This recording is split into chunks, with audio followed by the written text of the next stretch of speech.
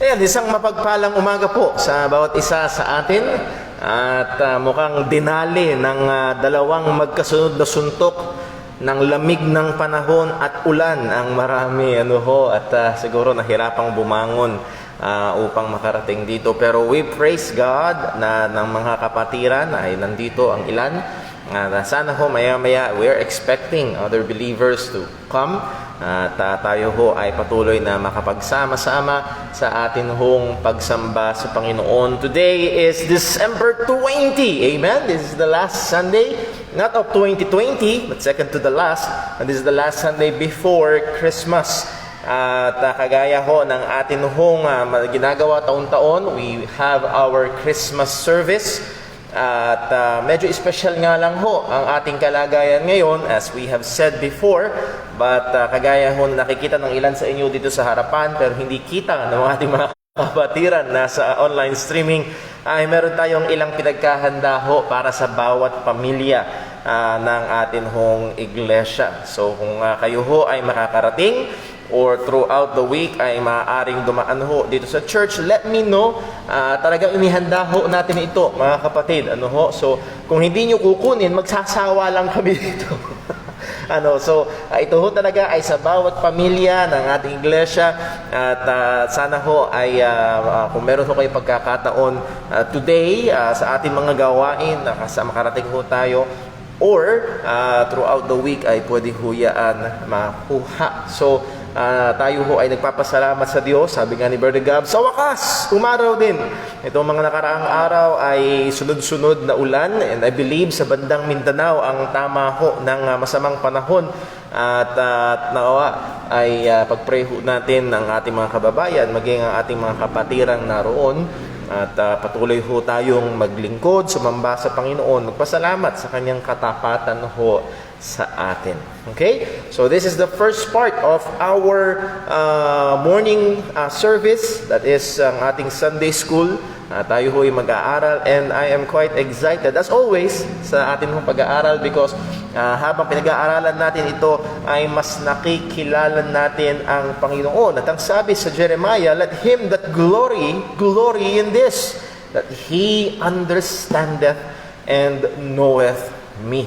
At nawa ay tayo ay looking forward with excitement, looking forward with readiness. Handa tayong mag-aral, handa tayong matuto mula sa salita ng Panginoon, at maging yung ating mga kapatiran na katunghay sa online streaming na ating gawain, to set aside yung ilang mga bagay-bagay na maging distraction, at mag-focus sa atin hong mga pag-aaral, lalo na sa atin hong gawain ng pagsamba mamaya. Okay, so tayo ho ay magsimula sa pamamagitan ng pag-awit ng books of the Bible, and then isa ho sa mga hymns na namimiss na nating awitin ay atin hong aawitin ngayong umaga hong ito.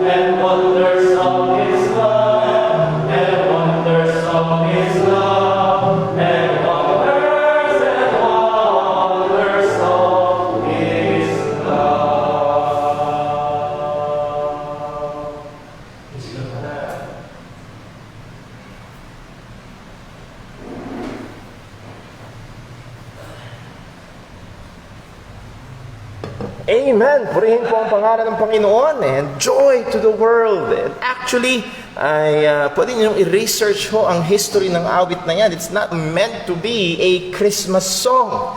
At yan ho ay hindi lamang naglalaman actually ng pagdating o kapanganakan ng ating Panginoong Jesus, kung hindi more and more pa.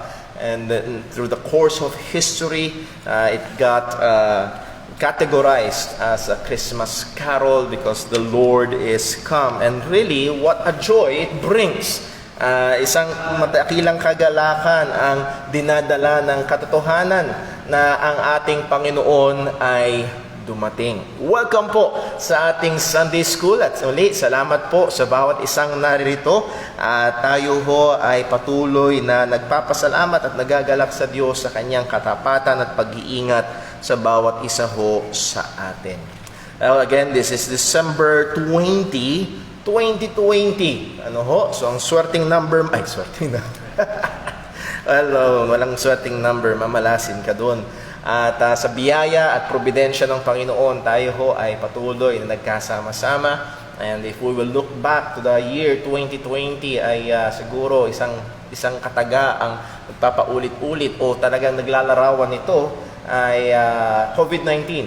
Yung iba ay pandemic, yung iba ay quarantine, at siguro sa mga estudyante, module ang naglalarawan ng taon na ito. Pero nawa sa atin hong kaisipan ay nahandun pa rin yung ating mga pinag-aralan patungkol sa katangian ng Panginoon. This year 2020 ay nagsimula tayo ng pag-aaral patungkol sa fundamentals of the Christian faith, and it coincides with our 10-year church anniversary. At ang gusto ko natin mangyari ay ang mga mananampalataya ay mas maging founded pa sa mga major doctrines sa salita ng Panginoon, and we do not mean to be slow sa ating progress pagdating sa doktrina patungkol sa Diyos, but I find it to myself helpful, blessing, na mas nakikilala natin ng Diyos, and I know na ito ho ay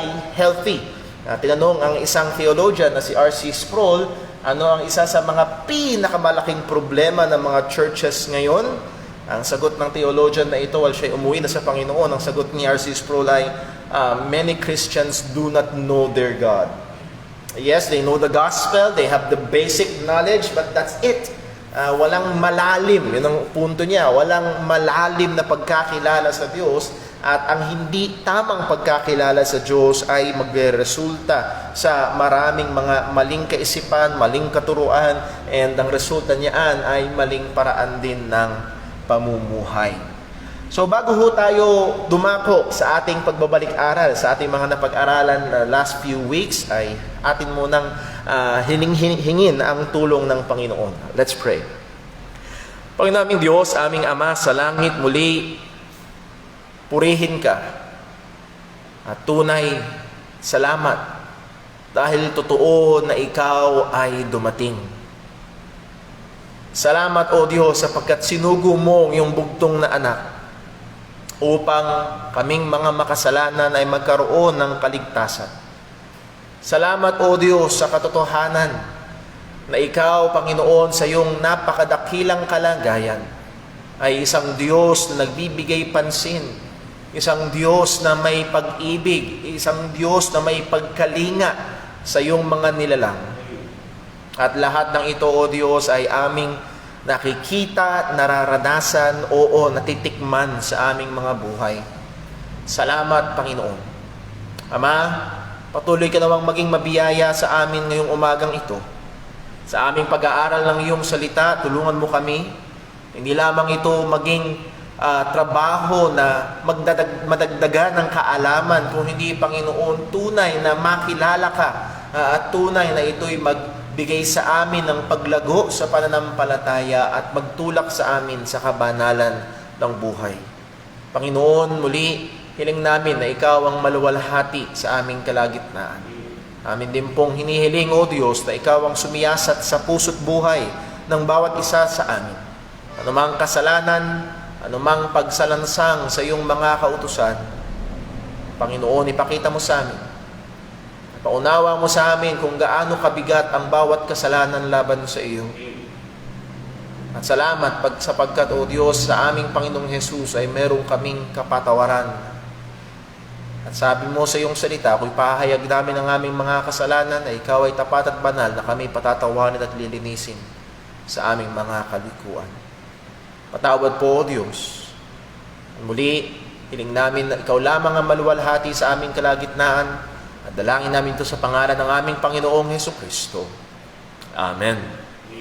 So tayo ho ay nag-aaral patungkol sa moral attributes of God, and I hope ay naalala natin when we say moral attributes ay may patungkulan nito how God deals with His creatures. Paano nakikitungo, paano ang relasyon ng Diyos sa atin na Kanyang mga nilalang, at hindi lang mga nilalang na tao, kung hindi lahat ng Kanyang nilalang. And we are going through this triad of attributes na madalas magkakasama patungkol na pagnilalarawan ang Diyos. And what are this? God's mercy, grace, and patience. Or sa iba, ang salin ay long suffering, mapagpahinuhod, mapagtiis. Ang sabi ng Exodus chapter 34 verse 6, and the Lord passed by before him and proclaimed, the Lord God, merciful, gracious, long-suffering. So, mismong sa pagpapakilala ng Diyos sa Kanyang sarili, ay Kanyang pinakilala ang Kanyang sarili as one who is merciful, gracious, and long-suffering. We studied about the mercy of God. This is God's goodness, ang kabutihan ng Diyos, at pag-ibig niya sa mga nasa abang kalagayan. Pinag-aralan natin na ang habag ng Panginoon ay walang kondisyon na wala doon ang kahabagan ng Panginoon. Nakita rin natin sa mga nakaraang pag-aaral na maging ang pinaka-worst na tao ay nakakaranas ng habag ng Panginoon. Nakita rin ho natin na ang kahabagan ng Diyos ay kailangan magpakumbaba sa atin, bagkat wala sa atin ng rason para mahabag ang Diyos. Ang Diyos ay nahahabag kung kanino niya gustong mahabag. Ito ay soberano. Ang kahabagan ng Diyos ay soberano. Susunod, nakita rin natin na ang kahabagan ng Diyos ay nagpapapigil sa mabilisang hatol ng Diyos sa kasalanan. Malinaw sa Bible, walang kasalanang walang bayad. Walang kasalanang hindi hahatulan ng Panginoon. Pero merong mga tao na tila baga hinahamak ang Diyos sapagkat, kung ang kasalanan ay may hatol, ba't wala namang nangyayari sa akin? Ang tawag doon ay habag ng Diyos. Andoon pa rin ang Kanyang mercy. And the number next, kahuli-hulihan na pag-aralan natin na ang habag ng Panginoon ay isang nakakatakot na tatayong testigo laban sa mga hindi sasampalataya kay Kristo. Walang makakapagsabi sa Panginoon sa araw ng paghukom, Lord, maawa ka naman. Naawa na ako sa iyo. Ilang panahon, ang ganong katagal ang binigay ko sa iyong panahon. At nahandoon ang titistigo, ang habag mismo ng Panginoon laban sa mga ayaw magsisi at sumampalataya kay Kristo.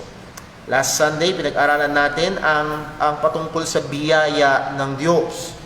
And primarily, sa Scripture, when we speak about God's grace, ito ang sabi nga ni A.W. Pink, divine grace is the sovereign and saving favor of God exercised in bestowing blessings upon those who have no merit in them and for which no compensation is demanded.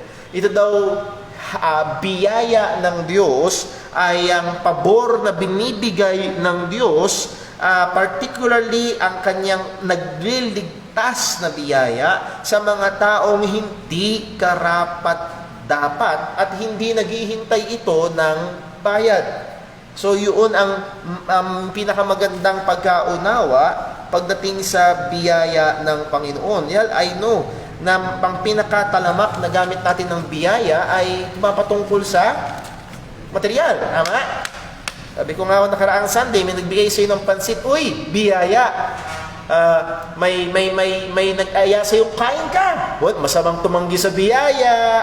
At kung hindi man pagkain, madalas ang larawan sa ating kaisipan pag sinabing biyaya ng Panginoon ay ito ay mga pisikal o material na bagay. In short definition, sabi ni Wayne Grudem, God's grace means God's goodness towards those who deserve only punishment. Karapat dapat parusahan, pero nagpakita pa rin ng kabutihan ang Panginoon, primarily ang kanyang kabutihan na nagliligtas. Tinawag ni Pedro ang Diyos na God of all grace. 1 Peter chapter 5 verse 11. Nakita rin ho natin last Sunday, and gusto ko lang kong reviewin natin, na ang ating kaligtasan ay purong biyaya ng Panginoon. Okay? Ang kaligtasan natin ay biyaya lamang ng Diyos. Let's open again our Bible sa Romans chapter 3. Romans chapter 3, with a familiar verse, let's begin with verse number 23. Romans chapter 3, verse 23. Ano po ang sabi? For all have sinned, and what? And come short of the glory of God. Ang lahat ay nagkasala. Therefore, ang lahat ay hindi nakakaabot sa kaluwalhatian ng Diyos. And the implication is this: ang lahat ay karapat dapat parusahan. Okay? Please listen. Ang lahat. Ibig sabihin, lahat ng naririto, bata o matanda, lahat ay nagkasala laban sa Diyos at hindi nakaabot sa kaluwalhatian ng Diyos, at ang naghihintay na marapat sa atin ay parusa sa impyerno. That is, yun yung hatol na nararapat sa atin. Nevertheless, the next verse, ang sabi sa verse 24, Romans chapter 3, itong mga makasalanan na kagaya natin ay ano daw? Being justified freely by His grace. So, yun yung ating kalagayan, makasalanan. Ngunit tayo daw, sabi ng salita ng Panginoon, ay justified. At kung yung naalala, yung ating pag-aaral sa Time in the Word, justification is a legal term nang ibig sabihin ay inaring ganap o diniklarang matuwid. Diba? Sa korte ay babasahin ang hatol. Ang hukumang ito ay nasumpungan si Terence Tanudra ay hindi nagkasala. So, hindi siya pwedeng parusahan. And that is justification. Diniklarang matuwid. Inaring ganap. At tayo daw na mga tunay na makasalanan, all have sinned, ang sabi ng Biblia, being justified, and I like that adjective, freely. Ito daw pag-aaring ganap na ito, hindi katulad ng ibang mga makasalanan at mga matitinding kriminal sa ating bansa na ang gagawin para ideklara silang matuwid ay babayaran ng hukom. Yes? Nagbibigay ng ng padulas para hindi sila mahatulan. Well, pagdating sa Panginoon, hindi natin babayaran ang Diyos para tayo ideklarang matuwid, para ipalagpasin na lang niya yung ating kasalanan. No, that is not the case. Itong pag-aaring ganap na ito ng Diyos ay ginawa niya freely. Walang bayad, hindi naghihintay ng kapalit. And this came from where? By His grace. Sa pamamagitan ng kanyang biyaya. So malinaw sa Biblia na ang ating kaligtasan ay biyaya lamang.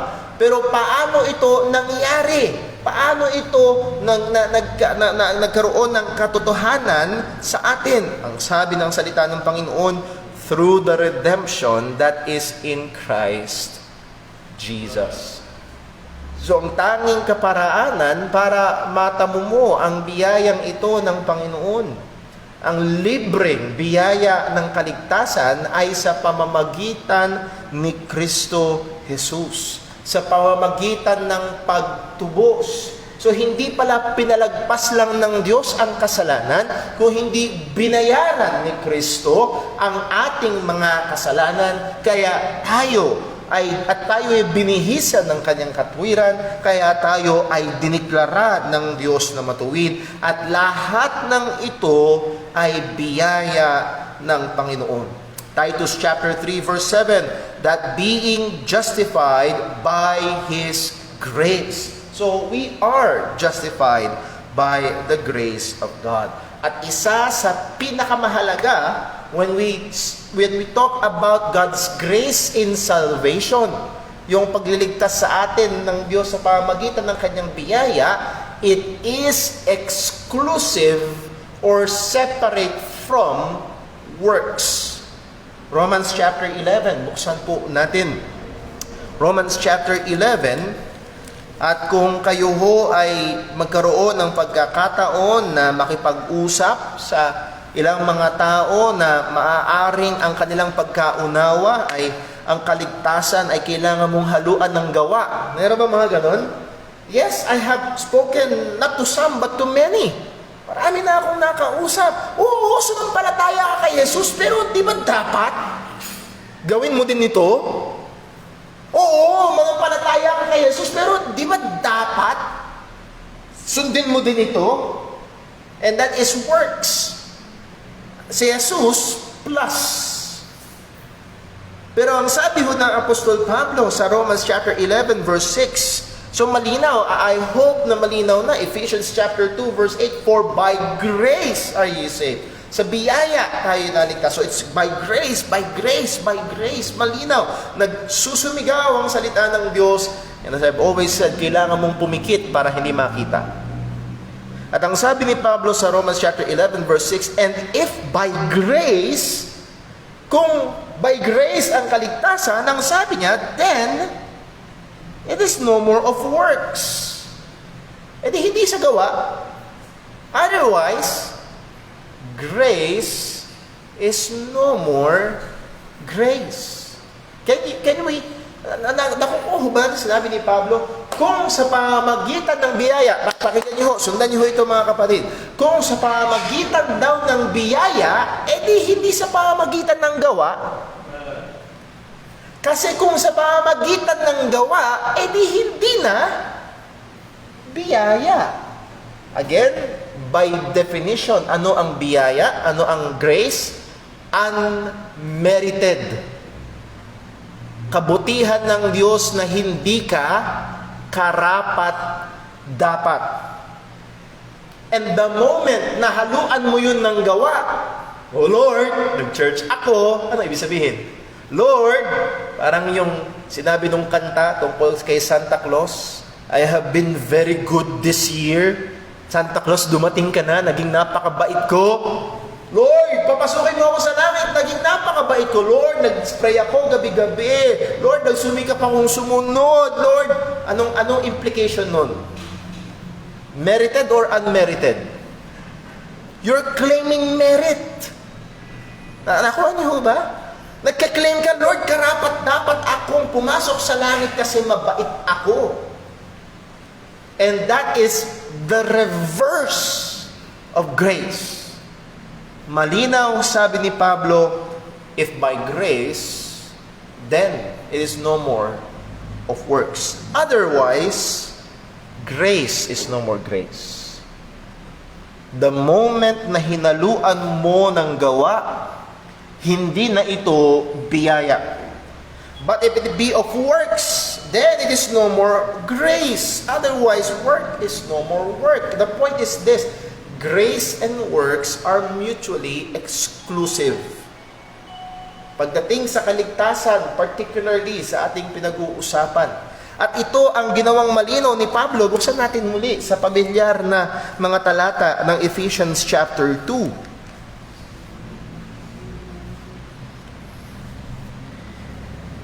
Verse number 8. Ephesians chapter 2 verse 8. Ang sabi, for by grace, and let me read it in Tagalog, sapagkat sa biyaya kayo'y nangaligtas sa pamagitan ng pananampalataya, at ito'y hindi sa inyong sarili, ito'y kaloob ng Diyos. Ang kaligtasan daw ay kaloob ng Diyos. Ito daw ay biyaya ng Diyos, binigay ng Diyos sa hindi karapat-dapat. At nilinaw niya sa verse 9, not of works, hindi sa pamagitan ng gawa. Bakit? Lest any man should boast. Dahil sa sandali na nagkaroon tayo ng bahagi, kahit 10% or 5% or 1% pagdating sa kaligtasan, we can boast. Meron tayong pwedeng ipagyabang. Ha! Ha! Ha! Yes, yung 99% ginawa ni Jesus, pero yung 1%, tignan mo. And that is how evil, sinful man is. Pero ayaw ng Diyos. Hindi siya papayag na meron siyang kahati sa pagtanggap ng luwalhati pagdating sa kaligtasan. Pagdating sa kaligtasan, ang lahat ay yuyukod at magbibigay papuri at pasalamat sa Diyos at wala tayong bahagi doon. Ang sabi nga ng isang mangangaral, ang tanging bahagi natin sa kaligtasan ay yung kasalanan na binayaran ni Jesus. Pero pagdating sa pagliligtas sa atin, it is all God's grace. Biyaya ng Panginoon. At ang biyayang ito ng kaligtasan ay makakamit sa pamagitan ng pananampalataya. At medyo nahagingan lang natin ito, pero gusto kong bigyan ito ng atensyon ng kaunti ngayong umaga. Ang tanong ay, bakit by faith? Tama? For by grace are you saved through faith. Bakit by faith?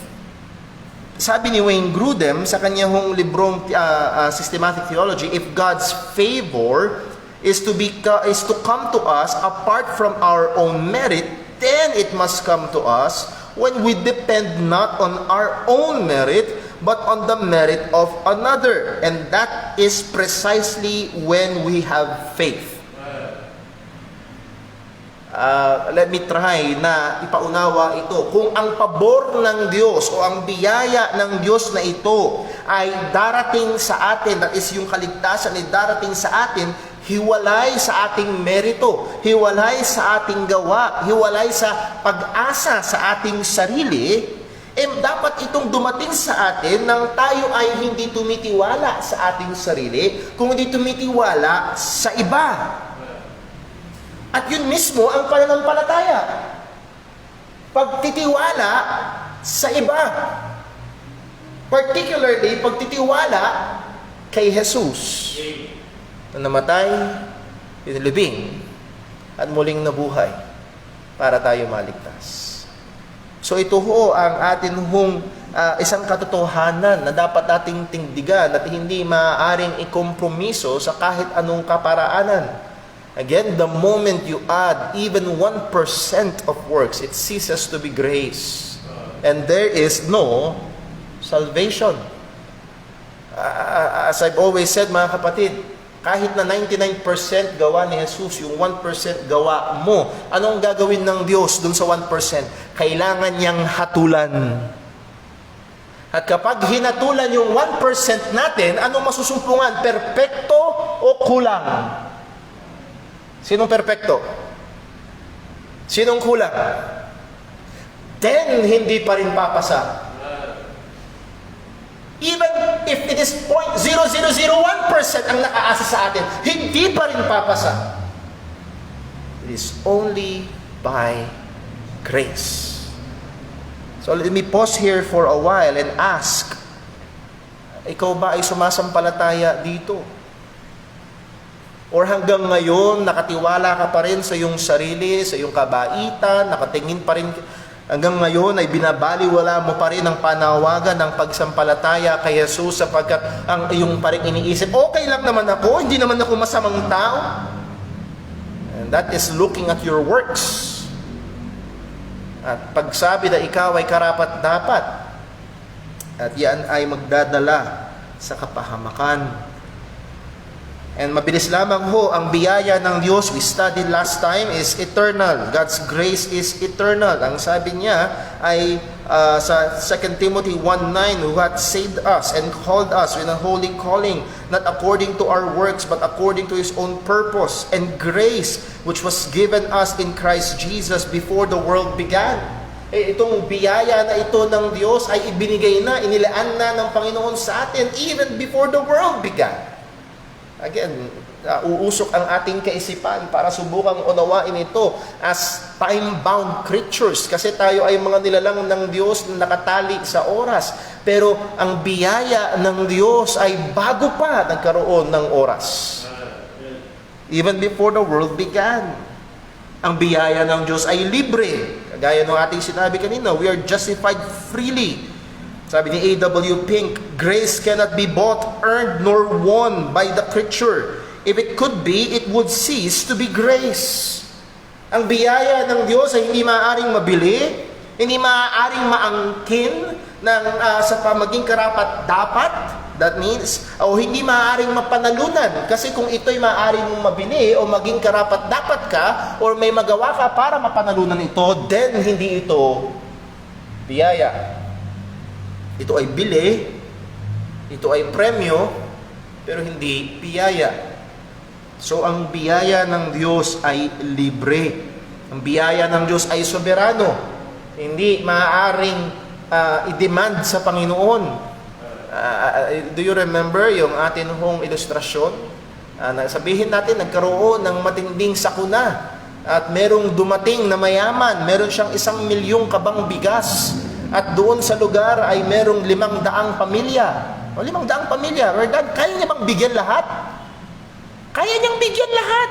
1,000,000 kabang bigas, 500 pamilya, kaya niya bang kahit tigi-tigisa? Pero binigyan lang niya ay 50 pamilya. Pwede bang sabihin nung 450, ay, grabe naman, unfair. Paano naging unfair? May obligasyon ba siya? Wala. At ganun ang biyaya ng Panginoon. Hindi obligado ang Diyos. Ito ay malaya niyang ginabinibigay. Kaya ang sabi niya sa Exodus 33 verse 19, and He said, I will make all my goodness pass before thee, and I will proclaim. Mali pala yung naibigay kong talata. Sabi niya, tama. Exodus 33 verse 19, and He said, I will make all my grace pass before thee, and I will proclaim the name of the Lord before thee, and will be gracious to whom I will be gracious. Magiging mabiyaya ako kung kanino ko gustong maging mabiyaya. Halimbawa, mga kapatid, may 100, halimbawa, hindi niya halimbawa, may 100 ako dito. Halimbawa lang, ibig sabihin hindi totoo, ibigay ko kay Tristan. Karapat-dapat ka ba?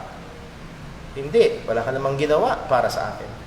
Pwede ba magreklamo si Terence? Si Brother Paul, ba't si Kuya Tristan lang binigyan? Malaya ako maibigay ito kung kanino ko gusto. At ganon ang biyaya ng Diyos. Isa ho sa mga implikasyon natin dito ay hindi tayo pwedeng magpangahas. Ngayon, hindi tayo pwedeng magpangahas sa harapan o maging mangahas sa harapan ng Panginoon. Na sabihin natin, at saka ko na siseryosohin yan. At saka ko nabibigyan ng atensyon niyang si Jesus na yan, yung ebanghelyo na yan, yung biyaya. Saka na. Ang dami ko pang gustong gawin. Ang dami ko pang dapat gawin. Gusto pang enjoy ang buhay. Siguro naman, bago ako mamatay, bibigyan ako ng pagkakataon ng Panginoon. Sino tayong tao para mangahas sa harapan ng Diyos? Ang sabi ng salita ng Panginoon, ngayon kung naririnig mo ang panawagan ng Diyos, huwag kang magmatigas. Hindi bukas, ngayon ang araw ng kaligtasan. At hindi mo tanggapin. At hindi ka sumampalataya ngayon kay Jesus. Isa ho sa pinagpe-pray ho natin. Well, let me scratch that. Let me use another illustration. Kamakailan lamang, I believe, maybe 2 weeks ago, ay gumawa ako ng luksa. Ako ang tagagawa ng luksa ng IC. At ang luksang ginawa ko, ang edad nung namatay ay 23. Anong kinamatay, Brother Danny? Cancer. 23 anyos, nagtatrabaho. Hindi niya pinansin yung nararamdaman niya nung kanyang sinabi, too late. O mga kapatid, mga kaibigan, huwag tayong mangahas sa harapan ng Panginoon. The grace of God. The grace of God. Anong gagawin ko, Brother Paul? Again, libre. Manampalataya ka sa Kanya na namatay sa krus. So we look at the goodness of God in those who are in misery, mercy. And natingnan natin ang goodness at pagmamahal ng Diyos sa mga ang dapat ay parusa. That is grace. At ngayon naman, tingnan natin ang kabutihan ng Diyos sa mga taong karapat-dapat na tumanggap ng parusa. Walang iba kung hindi yung parusa ng Diyos, yung pag-awat ng Diyos sa kanyang parusa sa mga karapat-dapat. And that is the patience of God. Ang pasensya ng Panginoon. Siguro dito, in one way or another, medyo mas makaka-identify tayo. Bakit? Siguro minsan, nasabi na natin sa ilang mga taong kausap natin, malapit nang maubos ang pasensya ko sa iyo. Nga. At in that sense, maaari magkaroon tayo ng idea pag sinabi natin the patience of God. Sabi ni Louis Berkhoff sa kanyang Summary of Christian Doctrines, ang gamit niyang terminolohiya dito is the long suffering of God. Ang sabi niya, it is that aspect of the goodness or love of God in virtue of which He bears with the froward and evil in spite of their long continued disobedience. Nagtitimpi siya, nagtitiis siya doon sa mga gumagawa ng masama. Nagtitimpi siya na hindi ibagsak agad ang karapat-dapat na hatol. Again, sabi ni Louis Berkhoff, it reveals itself in the postponement of the merited judgment. Okay? Sana nakuha niyo yung sinabi. Pagdating sa grace, unmerited, hindi karapat-dapat. Pagdating ho sa judgment, it is merited, karapat-dapat. Bakit? Lahat tayo ay nagkasala. At kung lumabag sa batas ng Panginoon, karapat-dapat lang na hatulan. Ngunit hanggang ngayon, hindi pa rin bumabagsak ang hatol. Buhay pa rin tayo. Ang tawag ho diyan ay pasensya ng Panginoon. Wayne Grudem simply defines the patience of God. It means the goodness in withholding of punishment toward those who is in sin over a period of time. At napakaganda nung sinabi ho ni Wayne Grudem sa bandang huli, over a period of time. Hindi pa binabagsak ang hatol. And take note of the word pa. Halimbawa, luto na ho ba? Hindi pa. Pero nung inaasahan mo, sa ilang panahon, ano? Pagdating ng panahon, maluluto din. Hindi pa bumabagsak ang hatol ng Diyos. Ang tawag ko diyan, pasensya. Ang pagpapahinuhod ng Panginoon. A.W. Pink said, we define the divine patience as that power of control which God exercised over Himself, causing Him to bear with the wicked and forbear so long in punishment, or in punishing them. Again, saying the same thing na andun He bears, nagtitimpi siya, nagtitiis siya doon sa mga sumalangsang sa kanyang kautusan, sa mga lumalapastangan sa kanyang pangalan. At ito ang isa sa mga dakila at paulit-ulit na pinupuri na katangian ng Panginoon, ang kanyang pagiging long-suffering. Or sa ibang salin o sa ibang paraan, ito yung sinasabi, He is slow to anger. Mabagal magalit. Buksan lang natin sa Exodus chapter 34. Exodus chapter 34.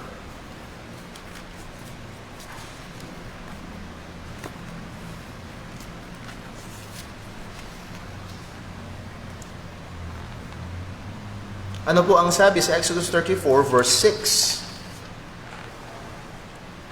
And the Lord passed by before him and proclaimed, the Lord God, merciful, gracious, what's next?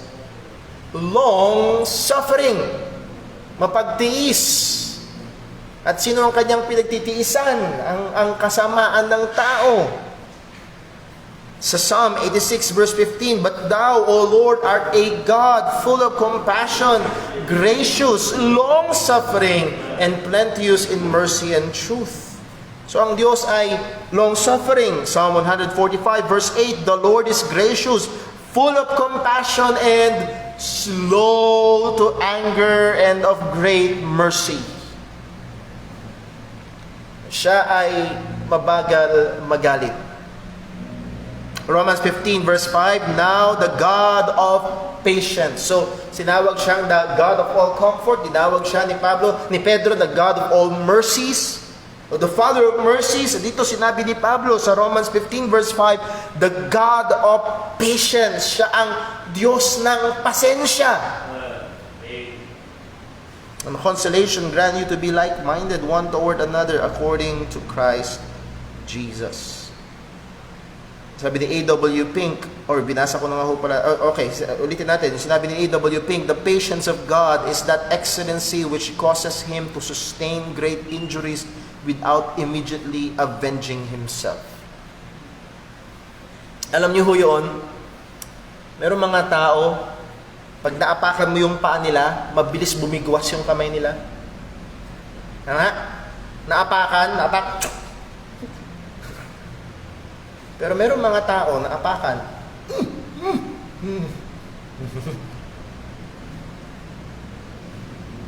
Long suffering. Again, these are human illustrations na kapos pagdating sa Panginoon, pero we have a sense kung paano ito na nahandoon ang araw-araw, palagi ang offense ng tao laban sa Diyos. Araw-araw ang tao ay nagkakasala laban sa Diyos. Nakikita ba natin kung gaano siya kabagal magalit sa atin? Nakikita ho ba natin kung gaano mapagtimpi ang Diyos sa atin? Liban na lang kung ang tingin mo sa iyong sarili ay napakabait mo, sana kunin ka na ni Lord. Ay hindi, napakabait mo at wala kang ginagawang masama at walang dahilan para magalit sa iyo ang Diyos. And I have talked to some people na gano'n ang pananaw sa sarili. May lumapit minsan sa akin at nagtanong, Paul, bakit gano'n? Nagsisimba naman ako. Tumutulong naman ako. Ba't ako nagkaganito? That is, meron siyang karamdaman. At ang tingin niya sa kanyang sarili, siya'y masyadong mabait para dumanas ng ganon. Walang tama akong isipin ay dahil kulang pa yan. Kulang pa yan. Ano man ang kahirapan, na discomfort na dinadanas natin ngayon, kulang pa yan. Kung ngayos na ito, bubuka ang lupa at lahat tayo huhulog sa impyerno, yun ang dapat. But God is patient. Long-suffering. Mahaba ang kanyang pasensya. Sa Nehemiah chapter 9 verse 16, ang sabi, But they and our fathers dealt proudly and hardened their necks and hearkened not to thy commandment. So, nire-recite ni Nehemiah ang history ng Israel. At history ng Israel ay puno ng mga pagmamatigas sa Panginoon, katigasan ng ulo sa Diyos, paglabag sa kautusan ng Panginoon. Nevertheless, ang sabi niya sa verse 17, And refused to obey, neither were mindful of thy words, that thou didst among them, or thy wonders that thou didst among them, but hardened their necks, and in their rebellion appointed a captain to return to their bondage. But thou art a God ready to pardon, gracious and merciful, slow to anger, and of great kindness, and forsookest them not. Ito ang ginawa nila sa iyo. Ito ang katigasan ng ulo nila sa iyo. Oo, grabe ang kanilang pagre-rebelde. Nagdigay pa sila ng leader, at yung leader na yon hindi papunta sa iyo kung hindi pa rebelde laban sa iyo. Pero ikaw, O Diyos, ay malumanay, mabagal magalit, at hindi mo pa rin sila iniwan. Ito ang Diyos ng Biblia. Si Pablo ho sa kanyang sulat sa mga taga-Roma, at binigyan natin to ng ilang pansin at gusto kong diinan muli. Sa Romans chapter 2 verse 3. Let us be reminded ng panawagan ng salita ng Panginoon. Romans chapter 2 verse 3. Ano po ang sabi? And thinkest thou this, Romans 2:3, and thinkest thou this, O man, that judgest them which do such things, and doest the same, that thou shalt escape the judgment of God? Your position as judge will not exempt you. Hindi ka i-exempt sa hatol ng Panginoon. Kung tingin mo sa iyong sarili ay mataas at ikaw ang taga-hatol, taga-tama taga-tama ng iba, ay meron mga tao, yun ang kanilang habit. Yun ang kanilang gawi. Tingin nila sa sarili nila, sila mas mataas at ang gawain nila, taga-correct lagi ng mali ng iba. Now, kung ikaw man yun, o sabihin natin na talagang ikaw ay sa iyong sarili ay nandoon ang pagsusumikap mong sumunod sa mga kautusan ng Panginoon, but still, the truth is, lumalabag ka pa rin. Ang sabi ng salita ng Panginoon, tingin mo ba makakatakas ka sa hatol ng Diyos? And the implied answer is what? No. No. Ang sabi sa verse 4, or despisest thou the riches of His goodness and what? Forbearance and long-suffering? Winawalang bahala mo ba ang kaniyang pagtitimpi? Walang bahala mo ba ang kanyang pagpapahinuhod? Hindi mo ba nalalaman, not knowing that the goodness of God leadeth thee to repentance? The purpose, listen po, ang rason, kung naririto ka ngayon at iniisip mo, well, kung galit ang Diyos, kung masama talaga ang kasalanan, at wala naman nangyayari sa akin, well, ang tawag dyan niya ay habag ng Diyos, at nagiging mabuti pa rin sa iyo ang Panginoon. At ang layunin niya na hindi para umabuso ka, kung hindi para itulak ka na magsisi at sumampalataya kay Kristo. Ngunit kung ikaw ay magmamatigas, ang sabi sa Romans 2 verse 5, but after thy hardness and impenitent heart, treasure us up unto thyself wrath against the day of wrath, and revelation of the righteous judgment of God, who will render to every man according to his deeds. Kung hindi ka pa rin magsisisi, ito ang ginagawa mo, nag-iipon ka ng galit ng Diyos.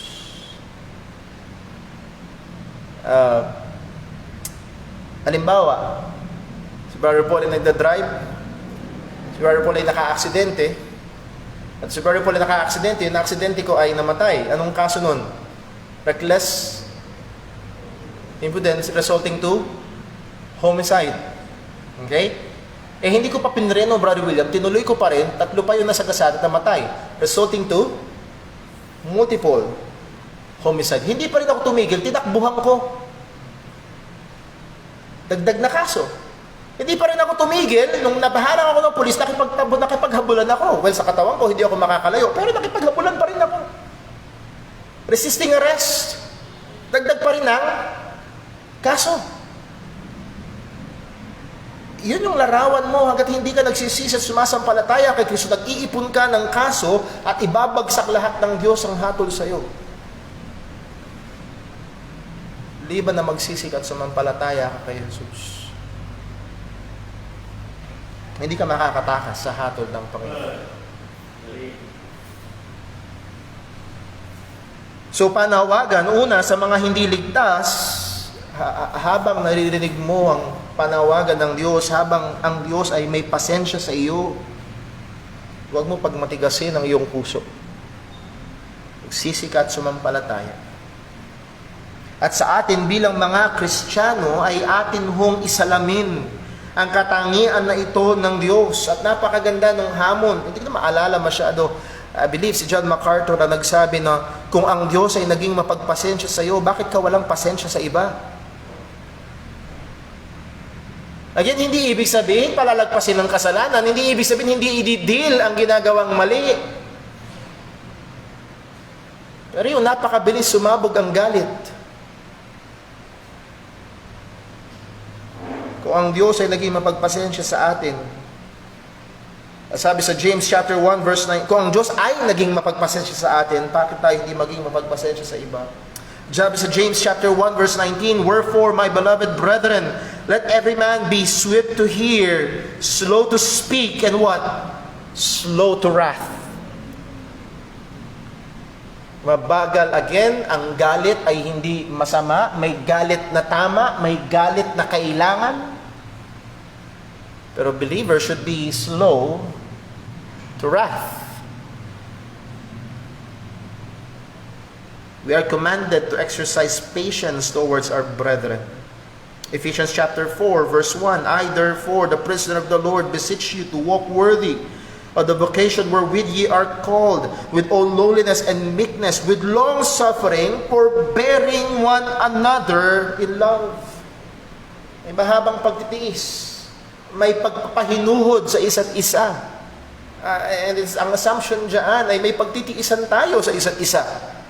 Hindi perpekto ang mga mananampalataya, magkakasala at magkakasala. And we ought to be forgiving and we ought to be forbearing towards one another. At kung tayo ito na mananampalataya, ito ay inaasahang bunga ng banal na Espiritu. But the fruit of the Spirit is love, joy, peace. What's next? Long suffering. And again, ang Panginoon, maging ang ating Panginoong Kristo ay nakita sa kanyang pamumuhay ang katotohanan ng pagiging mapagpahinuhod o mahaba ang pasensya. So that is the patience of God. At sana wag nating isipin na ang mga doktrinang ito ay malayo at mataas at walang kinalaman sa atin. Ito ay totoo everyday sa atin. Well, lastly, sa moral attributes ng ating Panginoon, we looked at God's goodness and delineation nito, His mercy, His grace, at kakatingnan lang natin sa kanyang patience. Tignan ho natin ang isang paksa na medyo mahirap struggle sa kaisipan ng ilan. And that is the jealousy of God. At alam niyo ho, kung merong isang katangian ng Diyos na napakadalang marinig mula sa mga pangangaral at pagtuturo, ay ang katotohanan na ang Diyos ay isang selosong Diyos. Wayne Grudem defines God's jealousy as God's jealousy means that God continually seeks to protect His own honor. Ang Diyos ay patuloy na nagpoprotekta, iniingatan ng kanyang sariling kaluwalhatian. Again, hindi madalang sa Biblia ang katotohanan ito. In the very 10 Commandments, ang sabi sa ikalawang utos, ang sabi sa Exodus chapter 20 verse number 5, thou shalt not bow down thyself unto them. Huwag kang gagawa ng anumang inanyuan. Buksan natin, Exodus chapter 20. Please open your Bibles.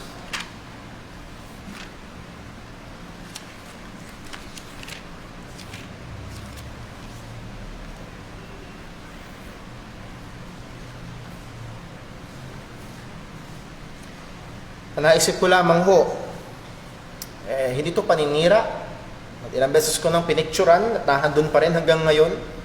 Kung pupunta kayo sa patio, sa simbahan sa Santa Maria, Roman Catholic Church, at yung magkabila na tablet ng di umano 10 utos ng Diyos, ang utos na ito ay surprisingly, but actually not surprisingly, wala.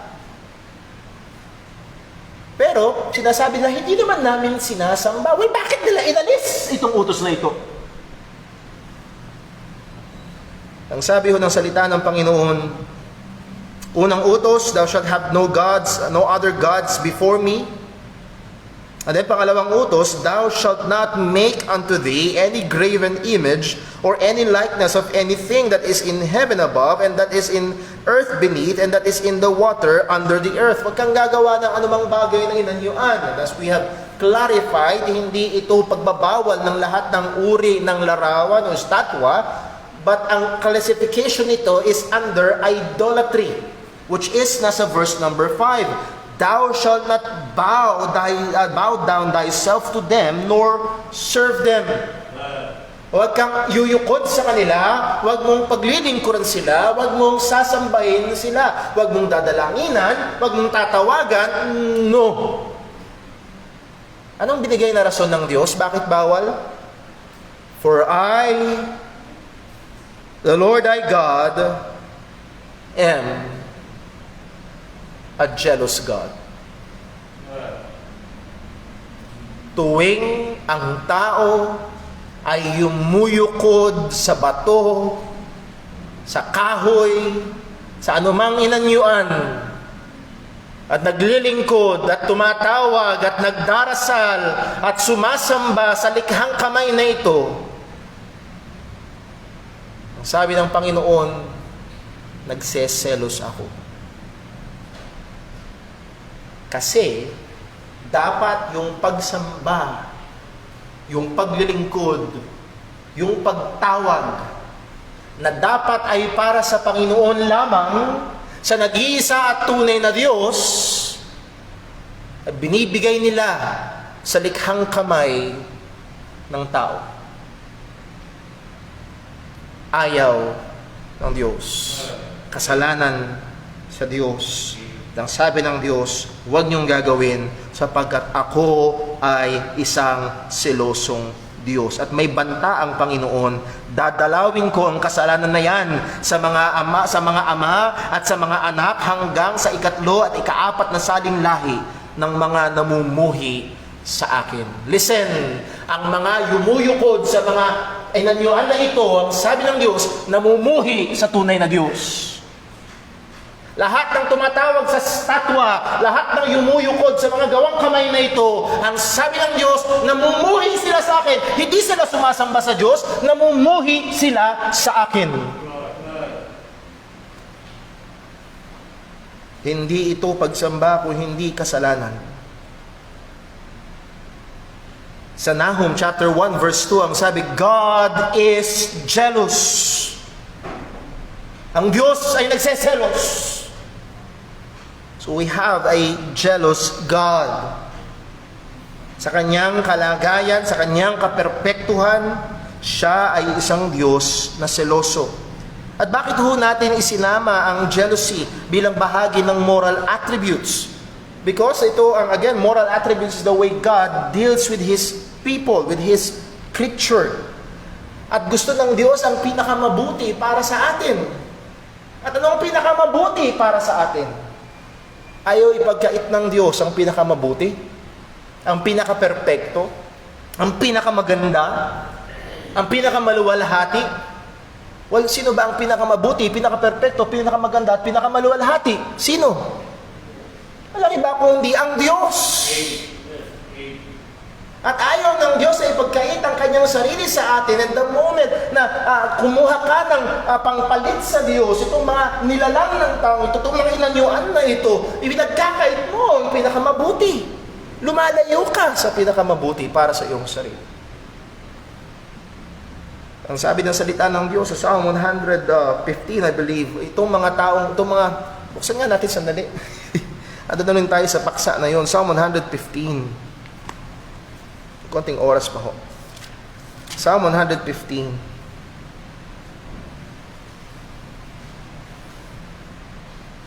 In contrast, ang sabi sa verse 3, in contrast sa tunay na Diyos, ano ang katangian ng tunay na Diyos? Psalm 115 verse 3. But our God is in the heavens, He hath done whatsoever He hath pleased. That is the true God. Ang tunay na Diyos ay nasa kalangitan at ginagawa niya at nagagawa niya ang lahat ng kanyang naisin. In contrast, ang sabi ng salita ng Panginoon sa verse 4, their idols are silver and gold, the work of men's hands. They have mouths, but they speak not. Eyes have they, but they see not. They have ears, but they hear not. Noses have they, but they smell not. They have hands, but they handle not. Feet have they, but they walk not. Neither speak they through their throat. Sa madaling salita, wala silang kayang gawin. Naalala niyo ho si Elijah? Nung nakipag-contest siya sa mga propeta ni Baal. Naalala niyo ho yung kwento na yon sa Lumang Tipan? Nung sabi ni Elijah, okay, dalawang hain. Nandito yung altar niyo, dito yung altar ko. Mauna kayo. Tumawag kayo sa Diyos-Diyosan niyo, tumawag kayo sa Diyos niyo. At tatawag ako sa Diyos ng Israel. At kung sino magpapabagsak ng apo, yun ang tunay na Diyos. At itong ilang daang propeta na ito, if I remember correctly, 750, 451, somewhere there.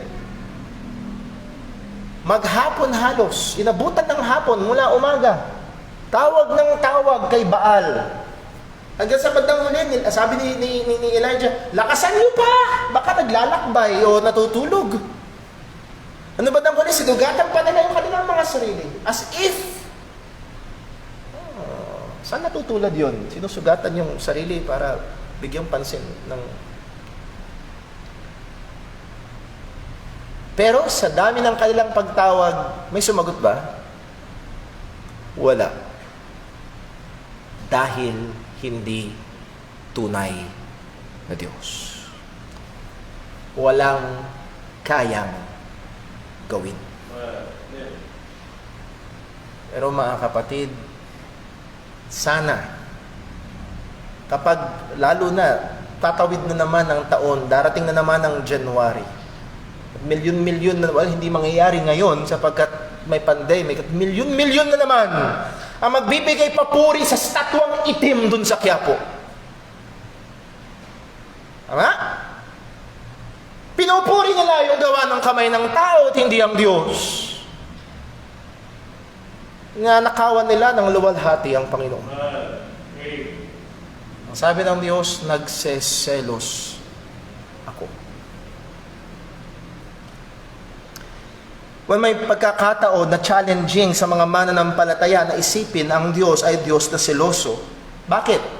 Sapagkat sa ating eksperyensya, sa pang-araw-araw, kung naranasan natin magselos, ay pagseselos ng tao ay hindi laging perpekto. Tama ho ba? Minsan, ignorante, minsan, misunderstanding, minsan wala talagang sa lugar ang pagseselos. At minsan naman, tamang-tama na magselos. Subukan na may lalaking lumapit kay Sister Joan na may ibang pakay. Aha! At kung hindi magseselos si Brother Paul, may mali. Tama ho ba? At dahil nahandun yung pagmamahal at dumarating yung pagseselos. Again, in our experience, our jealousy is imperfect. Sometimes ay nagkakamali tayo sa pagpapahayag at nagkukulang or nami-mishandle natin ang pagsiselos na ito. Pero pagdating sa Diyos na perpekto sa lahat ng bagay, ang kaniyang pagsiselos ay isang perpektong pagsiselos. Pagkat sa Diyos, pagkat ang Diyos na ito ay karapat-dapat lamang sa lahat ng papuri. At minsan ang hirap isipin kasi pag masyadong seloso, parang masyadong self-centered. Ano ibig sabihin, Brother Paul? Self-centered ba ang Diyos? Well, the answer to that is yes. Sino pa ba ang ilalagay ng Diyos sa sentro kung hindi ang kanyang sarili? Karapat-dapat ba ang tao na maging sentro ng buhay ng Diyos? No. So marapat lang siya bilang perpekto ang siyang maging nasa sentro at ang kanyang concern ay ang kanyang kaluwalhatian at pagsamba sa kanya. At kung ito ay naibibigay sa iba, nagseselos ang Panginoon. So muli nakita na natin ang pagsiselos ng Diyos ay para sa ikabubuti ng kanyang mga tao. At ang pagsiselos ng Diyos, so saan nagsiselos ang Panginoon? Sa kanyang kaluwalhatian at sa kanyang karangalan kung ito ay ibinibigay sa iba. Ang sabi sa Exodus 34 verse 14, "For thou shalt worship no other God, for the Lord whose name is jealous is a jealous God." Isa sa mga titulo, isa sa mga pangalan, if you will, ng Panginoon ay ito, seloso. Seloso. And as we have seen from the second commandment, the forbidding of idolatry is rooting from the fact that God is a jealous God. Ang sabi niya sa Isaiah 48 verse 11, "For mine own sake, even for mine own sake, I will do it. For how should my name be polluted? And I will not give my glory to another." Hindi ko ibibigay ang aking kaluwalhatian sa iba. Hindi maaari na may kumuha ng papuri na dapat ay para sa Diyos. So God is jealous for the supremacy of His name in this world. The supremacy of His name in this land, in our home, in our land, and in our church. At kung merong lugar na dapat ang papuri ay umaakyat lamang sa Panginoon, ay walang iba, lalo na sa Kanyang iglesia. Kaya tayo ay maging mapagbantay na sa atin hong iglesia ay walang ibang maitaas, walang ibang patunguhan ng papuri kung hindi ang Panginoon lamang. Away with showmanship pastors, with celebrity pastors. I'm not saying na yung mga sikat na mga pastor ay masama in themselves, pero kung ang layunin ay sumikat at ang naisin ay mapuri ng tao, yan ay delikado. Away with performance in the church. Ano yung performance? At ito ho ay, kaya ho tayo ingat na magtayo ng mga tao dito sa harapan. I'm not saying na lahat ng churches na may tumatayo sa harapan, ng mga worship leaders ay masama na agad, pero there is that very, very dangerous tendency. At pag tumayo sa harap, nakakatakam kumuha ng atensyon. Na-experience ko na. Umattend sa isang gawain, nanahan doon yung banda sa church sa harapan. Banda rito, banda ron. May banda. At yung drummer, I'm not saying na lahat ng drums o may drums ay sabit sa jablo, no. Pero yun lang naging experience ko. Yung drummer,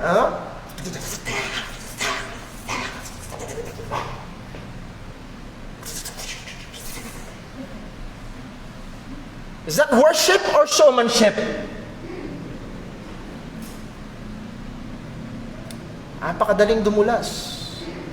O mga kapatid, huwag niyo sanang isipin na about music lang. Even pagtayo sa likuran ng pulpito, napakanipis ng linya from worship to showmanship.